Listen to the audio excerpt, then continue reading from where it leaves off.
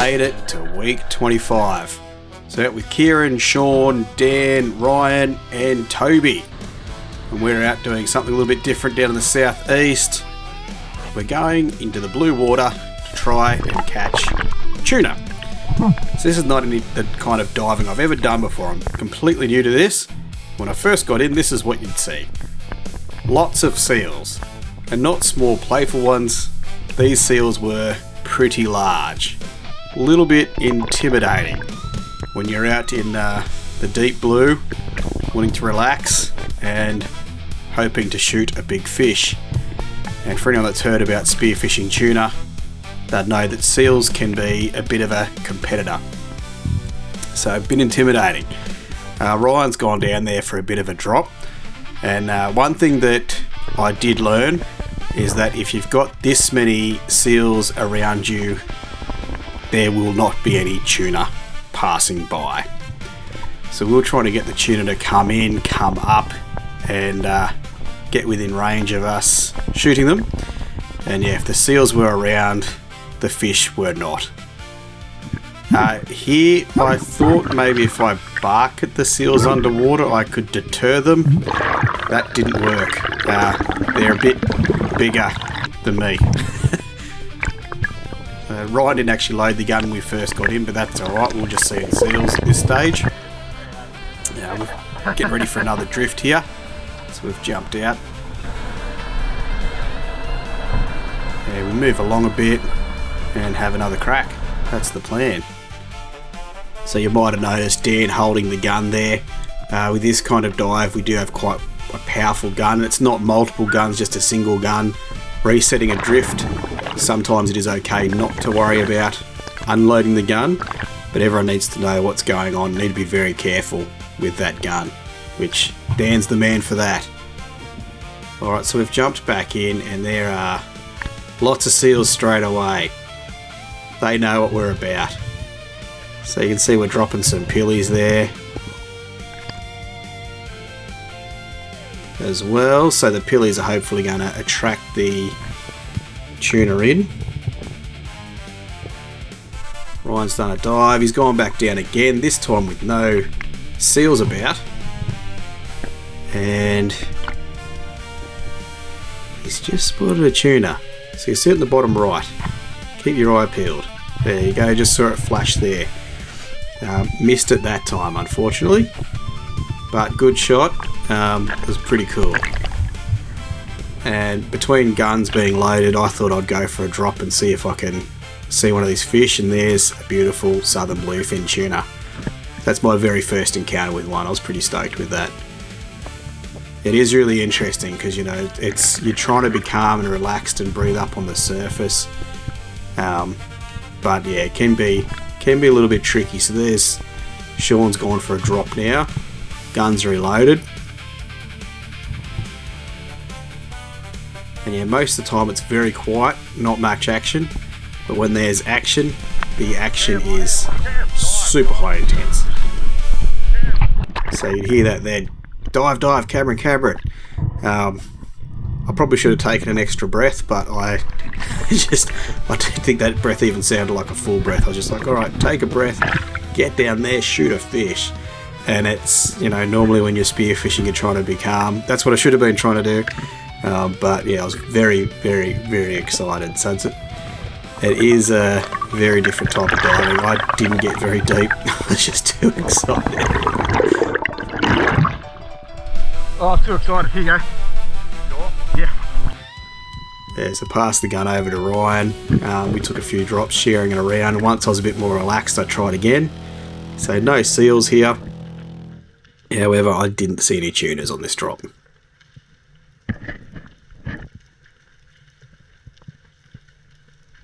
So what I'm doing is I'm kind of lining up one of the pilchards down below and hoping to get onto it. Going for another drift. So there's Sean down there, having a bit of sticky beak.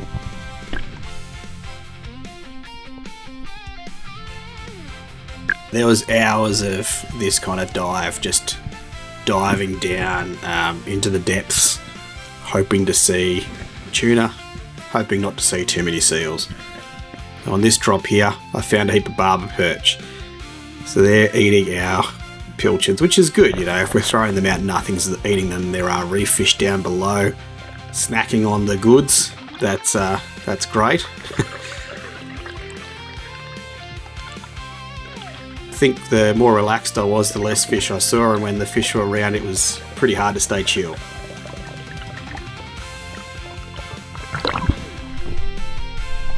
We're feeding the local barber perch population.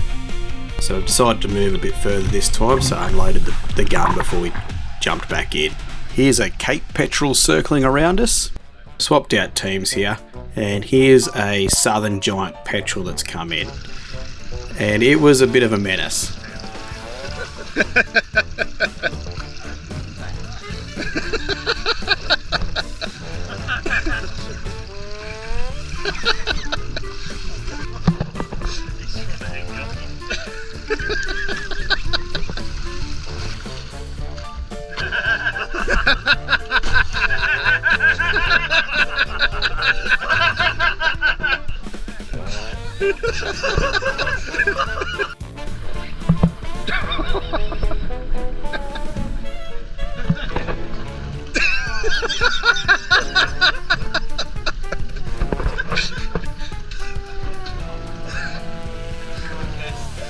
What have you created, Toby? Yeah, he was harassing Kieran pretty badly there. We were laughing, however it was a bit more intense. Later we found out they do have sharp beaks and they can be pretty nasty. Here we're chasing a Bustup. Now I am very excited about Bustups now. They are something else. Bustups, if you don't know what they are basically when a bunch of smaller fish have been herded together and everything's going nuts on them. So you just saw a tuna swim down below. There's seals everywhere, there's tuna everywhere, there's bait fish everywhere. At the moment we're swimming towards the bait ball and we are ahead of the direction it's moving, so it's coming at us. Just slowed that bit down because I didn't even see that tuna in the top right. And they're just everywhere. And my head's bobbing in and out of the water a little bit there. I didn't do any drops, mainly because with how hectic it was and me not having the gun in my hand, I didn't want to be in the wrong position if the gun was to be fired. But yeah, just checking out everything, trying to catch fish by hand. Yeah, the tuna were hectic. That was an incredible experience being in that Bustup there. It's something I'd love to do again. So yeah, I didn't have the gun, Dan had the gun. Look, just the size of these fish. It was very exciting. And Dan didn't pull the trigger there. He's notorious for only pulling the trigger if he's definitely getting the shot. So he didn't pull it that time. And there's that southern giant petrel. And as I turn around, I can see someone's on the line. So jump back on board, and Sean has a fish on. He did a quick cast on the surface while we were swimming about the bait ball, and one managed to hook up. I've got no wisdom on angling or line fishing, so I don't really have much to say, but I've cut up a few little clips. And yeah, see Sean getting into it. He did really, really well.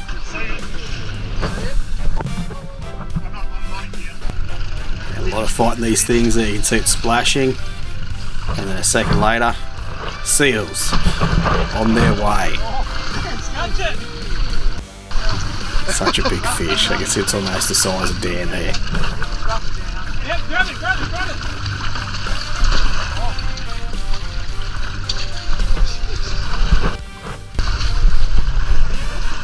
So one thing a little bit scary is Dan did get hooked onto the lure there at the end, trying to help out. But Dan and Ryan were focused on getting the fish in and keeping the seals away. And they were ready for us to slip up the slightest bit. They would have tore that fish to shreds.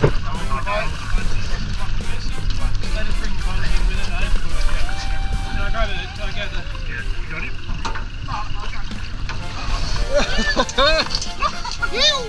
That is not a little fish. Well done, Shauna. Got it! Oh, the barrel! So what we do? Half an inch from under. Yep. Important to bleed these fish straight away, otherwise they will cook themselves. Half an inch from an inch. Did I get it or not? Yeah. Down the way, you got my blood to get on. Yeah, we do both sides. Don't go too deep when you do it. Look at that. Yeah, I told her, I said today's going to be a once in a lifetime. it is a once in a lifetime. Nice fish. I've never caught a tuna on a stick bait. Yeah, and a lot of people want to and Top don't. water. You're going to keep this on? Oh, Take the chips on? just quickly, I can put it back on. Far out. That is pumping. That is a gorgeous fish, mate. You've got the gun still. What do you reckon, 50? 45. 47? I think in the 40s. I don't think it's not 50. Did you bring the wasabi and the sauce? Guess what? There's soy sauce in my bag. Oh, found a one little fish.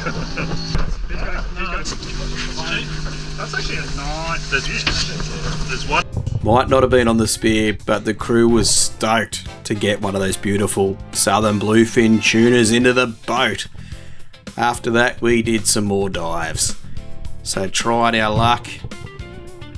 Ryan's just done a bit of a scouting drop there, seeing what he can see. Like we've all discovered, if the seals are around, the tuna are, unless it's a bust-up, the tuna aren't generally around. So when it's a bust-up, seems everything's going nuts.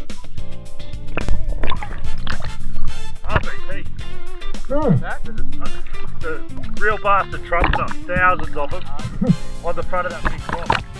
And I think, well, I might have a squiz at the RBTs as well. So I think these fish are really, really tasty, but when you've got a tuna cannon, you're not going to shoot one of these things. They're a little bit small. They're actually pretty big for real bastard trumpeters. But yeah, cool to see them in such thick numbers. So they only really seem to hang out in the southeast of the state. And yeah, not too many areas, so it's pretty cool to see them. As you can see, that rock had plenty. It was loaded with them. Awesome to see.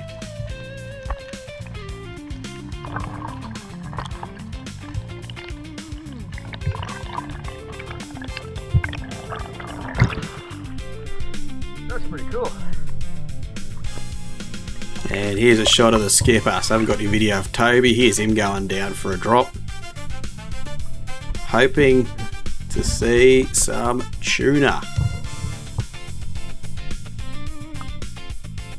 So it was great. Him and Dan have a lot more experience than I do. And some of the boys haven't caught a tuna before. I think it was Sean's first time going out for him as well. And landing one on the rod was super, super cool. So yeah, we're learning a lot from these guys. Going from knowing nothing to knowing a little bit. Getting calmer as the day goes on, but also more exhausted. It was a beautiful, beautiful day for, I think it was the solstice. So shortest day of the year. Weather was gorgeous, but yeah, it wasn't warm. That would not be the right descriptor for the day. No tuna coming for Toby on that drop. Now this looked really cool. I think this might be my last dive of the day. Saw a gigantic salp. I've never seen a salp so big. And like fish are aggregating on it, and it was just so huge. An absolute behemoth of a salp. Really cool to see.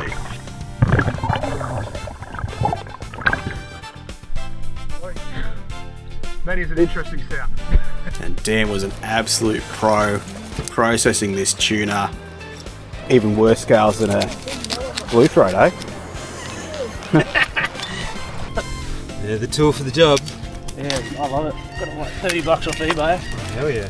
and refurbished it. That's the Magura, that's the best. You got spurs? Oh, no, just We never weighed the fish, but we split it 6 ways, and it was a lot of meat. Ate like a king for a week. Oh, look at that. Tuna sashimi platter and barely put a dent into the meat that I got. Awesome. Flashed seared tuna belly and eggs for breakfast. That's steak and eggs, but way better. Oh, keen as. Smells so good.